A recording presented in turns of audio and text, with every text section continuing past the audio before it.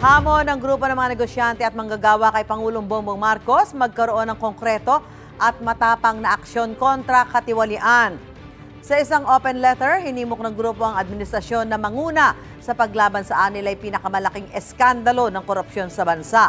Ilang buwan na raw ang nakalilipas mula ng sitahin ni Pangulong Bongbong Marcos sa kanyang State of the Nation address sa mga korap, pero wala raw naging kasunod na kilos para maibalik daw ang tiwala ng publiko sa gobyerno.